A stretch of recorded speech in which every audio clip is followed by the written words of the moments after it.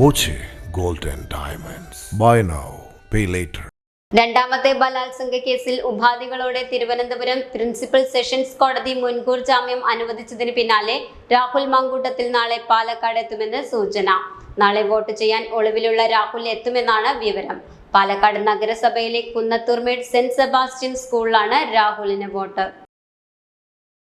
Saint Sebastian സ്കൂളിലെ 2ാം booth നമ്പറിലാണ് vote.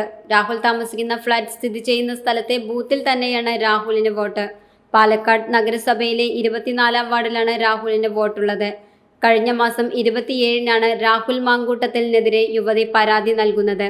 മുഖ്യമന്ത്രിക്കാണ് പരാതി നൽകിയത്. ഇതിനു പിന്നാലെയാണ് രാഹുൽ പാലക്കാട് നിന്ന് ഒളിവിൽ പോയത്. 14 ദിവസമായി രാഹുൽ മാങ്കൂട്ടത്തിൽ ഒളിവിലാണ്. ഹൈക്കോടതിക്ക് പിന്നാലെ പ്രിൻസിപ്പൽ സെഷൻസ് കോടതിയിൽ നിന്നും മുൻകൂർ ജാമ്യം ലഭിച്ചതോടെ രാഹുൽ വോട്ടവകാശം വിനിയോഗിക്കാൻ വരുമെന്ന് സൂചനയാണുള്ളത്. ആദ്യത്തെ ബലാത്സംഗ കേസിൽ നേരത്തെ ഹൈക്കോടതി അറസ്റ്റ് തടഞ്ഞിരുന്നു. ആദ്യത്തെ ബലാത്സംഗ കേസിൽ മുൻകൂർ ജാമ്യാപേക്ഷയിൽ ഹൈക്കോടതി തിങ്കളാഴ്ച വിധി പറയും.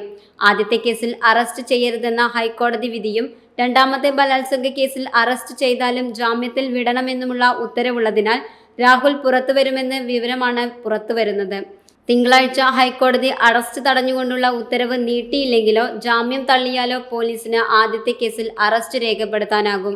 ഇന്ന് ഉച്ചയ്ക്ക് ശേഷമാണ് 2ാമത്തെ ബലാത്സംഗ കേസിൽ തിരുവനന്തപുരം പ്രിൻസിപ്പൽ സെഷൻസ് കോടതി രാഹുലിന് മുൻകൂർ ജാമ്യം അനുവദിച്ചത്. എല്ലാ തിങ്കളാഴ്ചയും രാവിലെ 10-നും 11-നും ഇടയിൽ അന്വേഷണ ഉദ്യോഗസ്ഥയ്ക്ക് മുൻപാകെ ഹാജരായി ഒപ്പിടണമെന്നതടക്കമുള്ള ഉപാധികളോടെയാണ് ജാമ്യം. രാഹുലിനെ ഈ കേസിൽ അറസ്റ്റ് ചെയ്താൽ ജാമ്യത്തിൽ വിടണമെന്നും ഉത്തരവിലുണ്ട്. 3 ദിവസത്തെ വാദത്തിനു ശേഷമാണിപ്പോൾ വിധി വന്നിരിക്കുന്നത്. ഇതിനിടെ രാഹുലിനെതിരെ പോലീസ് കൂടുതൽ വകുപ്പുകൾ ചുമത്തിയിട്ടുണ്ട്. പിന്തുടർന്ന് ശല്യപ്പെടുത്തുക, തടഞ്ഞുവെക്കുക, അതിക്രമിച്ചു കയറുക എന്നീ വകുപ്പുകളാണ് ചുമത്തിയിരിക്കുന്നത്. അതേസമയം രാഹുലിന് മുൻകൂർ ജാമ്യം നൽകിയ തിരുവനന്തപുരം പ്രിൻസിപ്പൽ സെഷൻസ് കോടതി ഉത്തരവിനെതിരെ അപ്പീൽ നൽകാനാണ് പ്രോസിക്യൂഷന്റെ തീരുമാനം.